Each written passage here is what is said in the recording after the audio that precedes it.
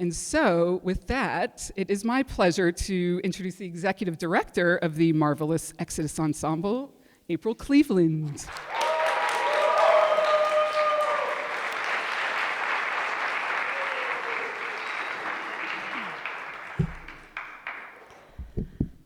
Hi there. Hi. I've seen so many of these Creative Mornings talks, and yet it is so nerve-wracking to be up here.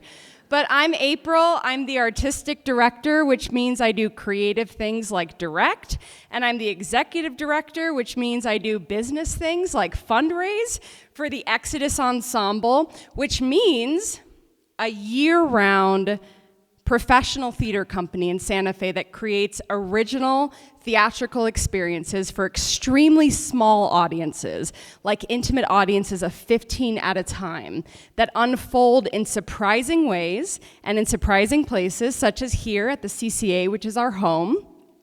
We don't charge for tickets, and yet we do 100 free performances a year, and our world-class actors also run the entire company. And if you come to a show, you'll find that you're part of the action. We'll take you out of your comfort zone without putting you on the spot. We embrace introverts and extroverts alike. It's actually kind of hard to explain if you haven't been to an Exodus show before. What it is we do, I wish I could show you. Yeah. April?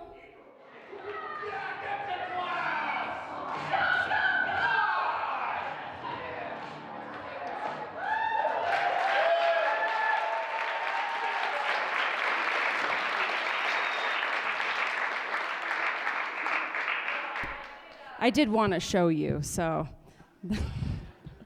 That's a little snippet from the show that we've been working on since January. It's called Cyrano. We adapted it from Cyrano de Bergerac, which is a play that was written in 1897 by Edmond Rostand. He's a French playwright, and our version is a revival, and it's set in the senior year of a high school in 2010, and the class reunion that's 15 years later. And we start public previews next week. It's a very intimate experience. It's only for 15 people at a time, and it'll take you through every room of the CCA. It's sold out for a while, but we hope you'll come when more tickets are available. So Exodus is a 4.5-year-old company. Last year, we created a new version of Hamlet, which landed on the cover of American Theater magazine. And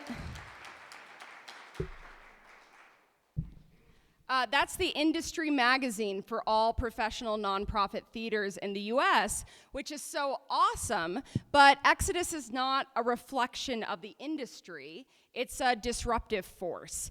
And I'm finding the right place for my music stand. And we've been a disruptive force since we started. We're calling for a revival of the entire art form. And we have been since we emerged as a company from the ashes of COVID. So Tracy told me to make this talk personal. And what's personal to me is theater. It's art. And it's especially what makes theater good. So theater is what obsesses me and fascinates me, and figuring out when it works and when it doesn't is honestly what I care most about. So I'm gonna talk to you today about what I think theater can do, why so much professional theater fails to do that, and how I think we can revive the art form. So this is my personal journey to forming the Exodus Ensemble, and this is how I got here. Welcome back, actors.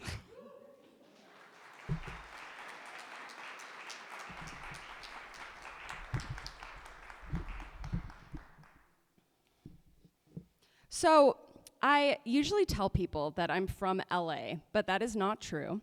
I am from Champaign, Illinois. Thank you. I didn't move to LA until I was 16 years old. I was raised by a single mom. She was a rock star. She is a rock star on her secretary's paycheck, and I had very little access to arts and culture. I didn't know people who went to college. I mostly knew people who hunted squirrels, but what I did have access to was the original Broadway cast albums of musicals. And those cassettes and CDs cracked open the world for me. That's a picture of me to prove I'm from the Midwest.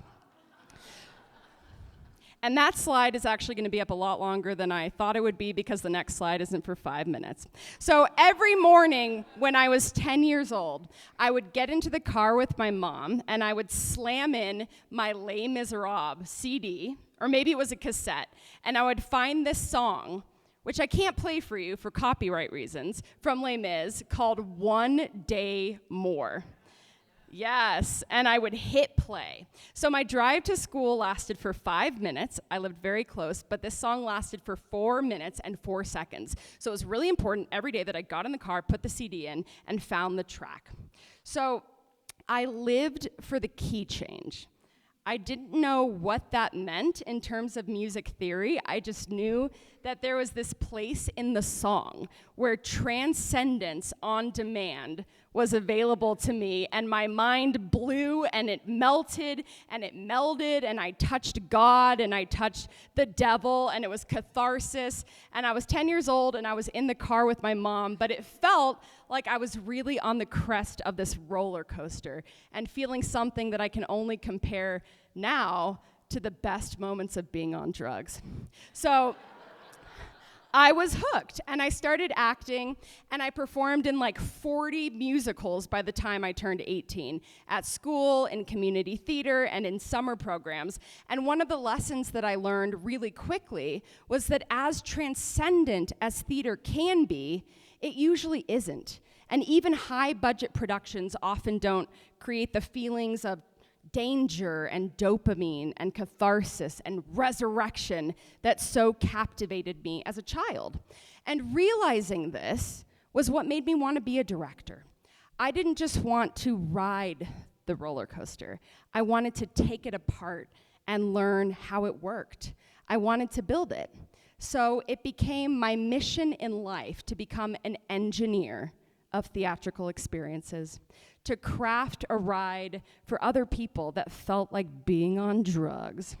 So my ambitions for theater were sky high as a teenager, and I figured it would take a lot of training to create the kind of work that I wanted to create. So I built myself an 11-year director boot camp, and once I graduated from high school, it commenced. So my 11-year boot camp had 3 parts. First, I studied acting for 4 years at the Strasberg Institute in West Hollywood. I knew that actors are everything at the end of the day, and I wanted to know how their craft worked. Then, I traded Hollywood for Santa Fe, and I went to the Great Books program, spent 4 years at St. John's studying text because I wanted to be able to find my way into any text, no matter how intimidating it was. And finally, I got my MFA in directing at DePaul University in Chicago, which is a city with over 250 theaters, from tiny storefronts to giants with $30 million budgets. I directed nonstop during my graduate years, and I got to work with the unbelievable undergraduate actors who go to DePaul University. So while I was at DePaul, I was also seeing a ton of shows in Chicago, like 60 or 70 a year. And I know this because I wrote every single one of them down, and I bolded the ones that I thought were transcendent. It was 3 across 3 years of seeing 70 shows a year. Night after night, I was sitting in these world-class productions, and I was like, why am I not feeling anything? Why don't I feel like I'm on drugs? Am I broken? Is something wrong with me? So I graduated in 2019, and I hit it hard. I was assistant directing at all the biggest theaters around the country, including in Chicago at the Goodman and Steppenwolf and Court Theater. I was directing this big workshop off Broadway, and I was about to start rehearsals to direct a big revival of A Streetcar Named Desire at a big Chicago theater called Paramount. And once in a while, I would get to work on something or see something that was transcendent. But otherwise, pretty much everything I worked on or witnessed was wilting. And I realized that the conditions of the professional theater world were too constrained to support life. The artists were underpaid, the rehearsal processes were too short, directors had zero agency, actors had even less, and audiences, when they came, were dutifully bored. So 9 months out of grad school, in March of 2020, I was assistant directing at a very prestigious theater in Chicago, and I was making $1,200 total for 6 weeks of full-time work, 6 days a week, 9 hours a day. I was subsisting on peanut butter and carrots because I could get 2,000 calories a day and spend under $30 a week on that. And I was begging the cosmos for the show to please soon be over. Now, COVID was just around the corner, but COVID didn't kill theater. It pressed pause on something that was already flatlining. This is not a new problem, and this really isn't a hot take. Audience attrition is not a problem of this decade, it's not a problem of last decade, it's not even a problem of this century. Theater has been in trouble for a long time. There's a very famous director named Peter Brook who recently just passed away. And he wrote a very famous book for theater people called The Empty Space in 1968. And the first chapter of that book is called The Deadly Theater in 1968.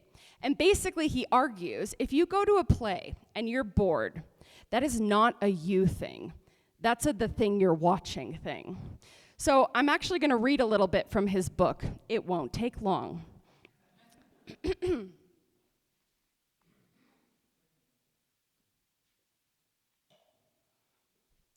The condition of the deadly theater is fairly obvious. All through the world, theater audiences are dwindling. There are occasional new movements, good new writers, and so on, but as a whole, the theater not only fails to elevate or instruct, it hardly even entertains. We do not need the ticket agents to tell us that the theater has become a deadly business and the public is smelling it out. The deadly theater finds its deadly way into grand opera, tragedy, the plays of Molière, Brecht, and in the works of William Shakespeare. We see plays done by good actors in what seems like the proper way. They look lively and colorful. There's music, and everybody's all dressed up just as they are supposed to be in the best of classical theaters. Yet secretly, we find it excruciatingly boring. And in our hearts, we either blame Shakespeare or theater as such, or even ourselves, confusing a sort of intellectual satisfaction with the true experience for which we crave. After all, one associates culture with a certain sense of duty, as if just the right degree of boringness is a reassuring guarantee of a worthwhile event. It's not that theater is dead, it exists, it's that it has become deadly. It has become confused with a worthwhile event that we ought to attend. I'd spent 11 years training to direct. I finally reached the fabled theater city of Chicago. The landscape was no longer in front of me, I was in it, and what I saw was rot. Something was rotten in the state of theater. Dry roots, bureaucracy, untapped actors, art on life support. So, on March 12th of 2020, just literally hours before the show I was assistant directing was set to go into its first preview, I watched the executive director and artistic director march down the aisle, stop the rehearsal, shut down the show, close the theater, and send everyone home. Within 3 days, every theater in the country shut down, and tens of thousands of theater workers lost their contracts. But for the first time, maybe in history, theater workers, who are essentially gig workers, were eligible for unemployment. So I applied. I got $600 a week, which was 3 times more than I was making working in professional theater. I felt guilty about how rich I was. So my partner, Kit, and we locked down like everybody else in Chicago. He was finishing his dissertation, and I was waiting for theaters to reopen, but they did not. It was the first stillness of my life. It was long enough to wonder if I'd ever actually get my hands on the materials that I needed to build the roller coasters of experience. And it was long enough for me to wonder if trying to revive theater from inside the system was delusional. So, during COVID, I started The Artist's Way. It's a 12-week program, if you're not familiar, where one of the core practices is that you have to write 3 handwritten pages every morning. That practice is called Morning Pages. And I'm so glad I did it because it kept my ideas moving, even when everything else had come to a stop. So the next slides I'm going to show you are from my morning pages, which means they're basically straight out of my journal. No one has ever seen these before, except for me. So 4 months into lockdown, on July 14th of 2020, everything shifted. Now, theaters would stay closed for another year, but my time being still was about to come to an end. That morning, my journal read, Tuesday, July 14th, week 6, day 3 of the Artist's Way. Today is an extremely exciting day. Kit has gotten an official offer from St. John's from Walter Sterling, Dean of the college. That's the kind of all caps you can only write in your journal. So Kit and I had met and we'd started dating when we were students together at St. John's. We'd both left for grad school. But now Santa Fe was calling again. So within a week of the offer, we sublet our Chicago apartment, we packed up our car, and we headed west. And on our way to Santa Fe, we made a 2-week pit stop to visit Kit's family in Provo, Utah. And while I was in Provo, Utah, I wrote my morning pages every morning on his parents' patio. So on July 23rd, just 9 days after Kit got the offer from St. John's, my morning pages caught fire with a new idea. What if my friends moved to Santa Fe and we had a collective and created art/theater this year? Who would be great? Kaya, Gregory, Nick, Jason, Garrett, Tiff, Matt, Amanda, Cameron, and Grania. I couldn't get the idea out of my head, so I kept writing, and I tried to define what it was that I wanted to build. And 2 days later, I wrote, I don't know what we're building. Let's build. Is it an ensemble, an artist collective? Do we devise, adapt, experiment, begin the next big thing? Yes. So every morning, I'm on the patio writing. And for the first time in a long time, without any gatekeepers to limit what I could see, I asked myself, what are my artistic values? What is what I want to make look like? What does it feel like? What are its qualities? And I write them down. Values. Graphic, excellent, daring, risk, exciting, ambitious, fast-paced, saturated, thrilling, boundary-pushing. They sound a lot like my sensibilities when I was 10 years old. So I keep writing, and I keep writing all week long about what it looks like and what I want to do. A revival was starting inside me, and I could feel a flame that had gotten very dim, starting to burn bright, when I started to just hyper-focus on what the work would look like and feel like, and most importantly, on the conditions that would make this work possible. For me, it meant starting from scratch, returning to first principles and interrogating every part of the theater-making process. I reconnected with my 10-year-old self.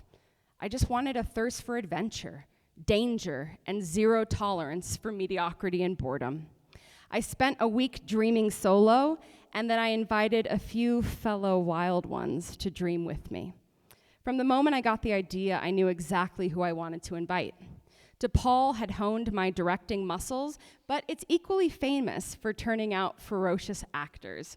Alums of DePaul's conservatory include Joe Keery, Ann Dowd, Gillian Anderson, Ashton Sanders, Michael C. Riley, and a whole roster of heavy hitters. So I called upon the most talented actors I knew and had worked with at school. But they weren't just talented. I called on the wild ones, the ones who could already smell the decay, the ones who were excited to break the rules of making theater. They'd also just graduated, and they were about 22 years old now, and had already landed great agents right out of school. They were working actors already in TV and theater, except right now they weren't working, because no one was. So I gave it a shot. 1 week after I started dreaming, I fired off the invitation email. and most people were in. The email I sent was really long, and it was wild, and it was honest, and it was ambitious, and it was out there. We'd all gone to this conservatory together in Chicago, but now they were scattered. Some were living in LA, others in Atlanta, and some in New York. Overwhelmingly, they said yes, and the next 2 weeks were all about math and logistics. How do we make this affordable enough to say yes? I knew from the very beginning that making this kind of work could not be a hobby. It needed to be something that we did 8 hours a day. So I found a 6-bedroom house on Artist and Sunset in the Plaza, which I didn't know was a nice area at the time. That it had been an Airbnb, but in COVID, the landlord couldn't Airbnb it, so she was willing to rent to us for really cheap. I hosted a couple of Zoom huddles over the next 2 weeks, talked about how we'd implement a deep cleaning practice every week, and on September 1st, which was less than a month after I sent the email, the whole crew rolled into Santa Fe.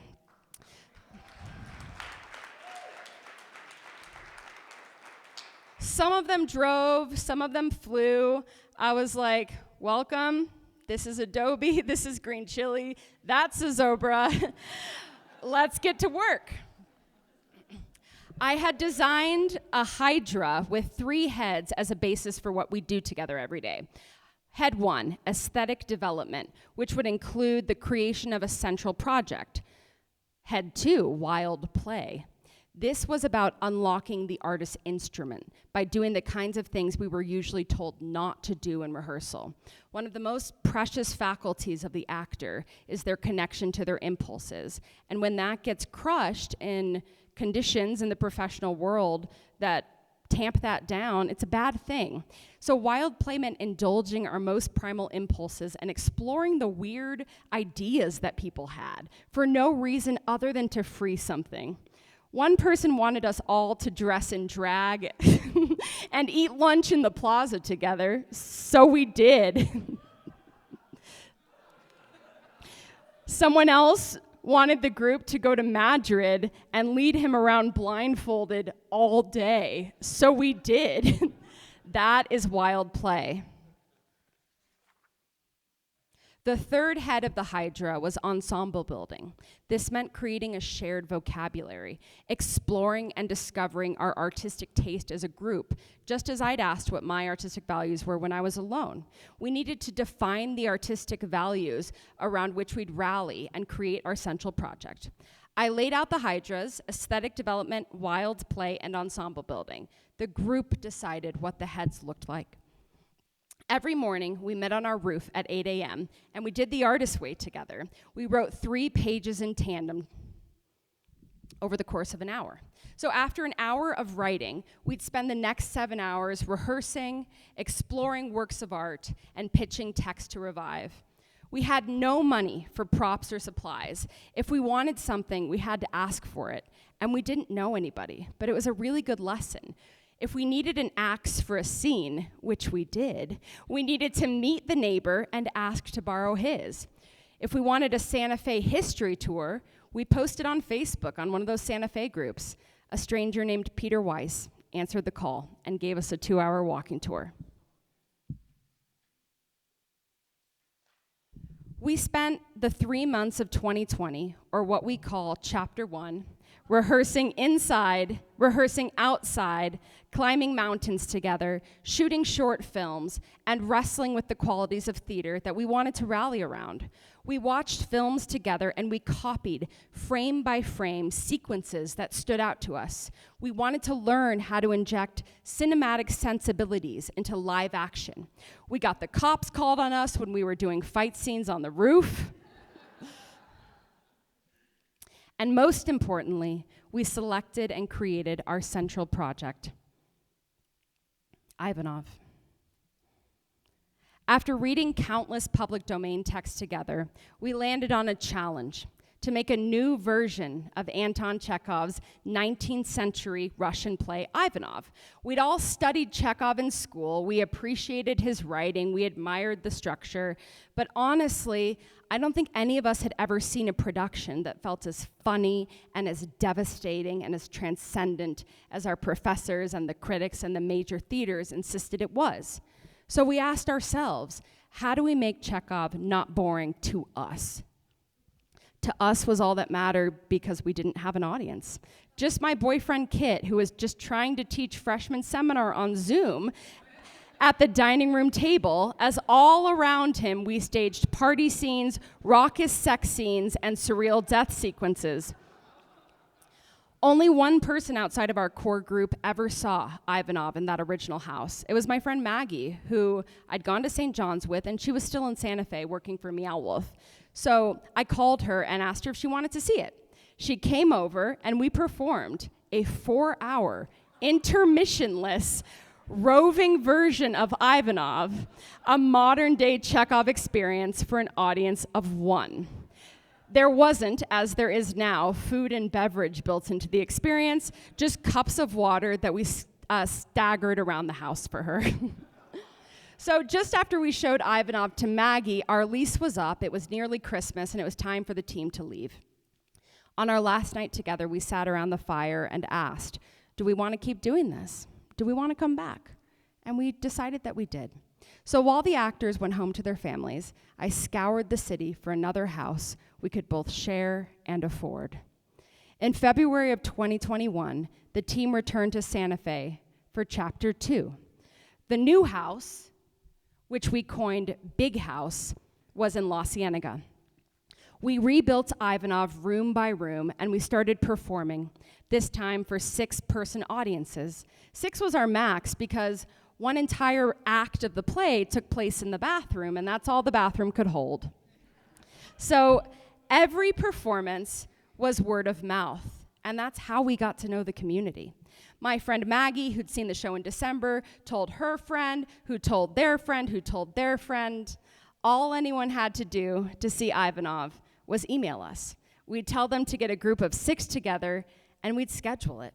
We usually ran the show 6 times a week out of that house in La Cienega.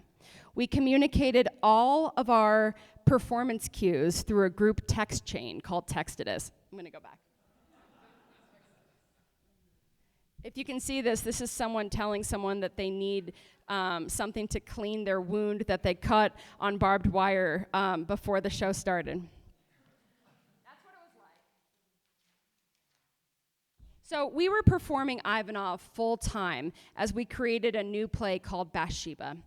We didn't charge for tickets. We just started asking people after they'd seen the show to make a donation if they could. In 2020, before we started performing, we raised $2,000 on a Facebook fundraiser. In 2021, we raised about $200,000 by asking for donations after each performance. In 2021, we also started paying ourselves stipends. At first, $400 a month, which with small raises each month as the utopic period of unemployment was coming to an end. 10 artists ran every department, hauled every set piece, then performed the most emotionally and physically brutal material day after day. Over the next few years, Exodus grew really quickly, and we've now created 7 original experiences, including Ivanov, Bathsheba, Jason, Zero, Death Cookie, Hamlet, and Cyrano. So with that growth came a commensurate dose of growing pains, crippling burnout, non-stop waves of group illness that would sweep through the exhausted ensemble like a preschool, including group Pink Eye, and what became a persistent and existential threat of cease and desist orders from multiple houses that we relied on, not only to live in, but to perform out of, which was our only source of income. We learned through mentorship and through trial and error how to operate a business together, how to build something that can last without breaking the people building it. Along the way, we leveled up our systems, our payroll, legal compliance, insurance policies. We hired more artists and clarified roles and responsibilities for people on the team. In 2022, our wages finally surpassed minimum wage, but we've still got a long way to go.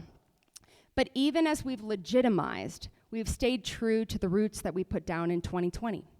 Tickets remain free, 85% of the money we raise goes directly to paying the artists, and we still make theater that's as dangerous and alive as we can possibly muster. Our goal? Theater for the mob and snob. The kind of theater that can thrill a PhD and a bored 17-year-old in the same breath. Today, this year, we'll stage 100 free performances in Santa Fe. We'll pay 12 artists full-time year-round, not only to act, but to run and operate the business. We've collaborated with dozens of partners, from the Conservation Trust to Site Santa Fe to New Mexico United Soccer to Unhoused Art and United World College. We've toured in Albuquerque and San Francisco, and we have a New York City run in the works.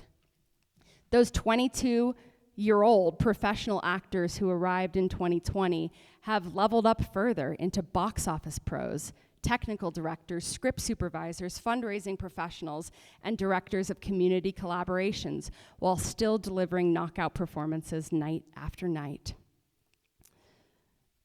One of our actors is on a 9-month Broadway contract right now.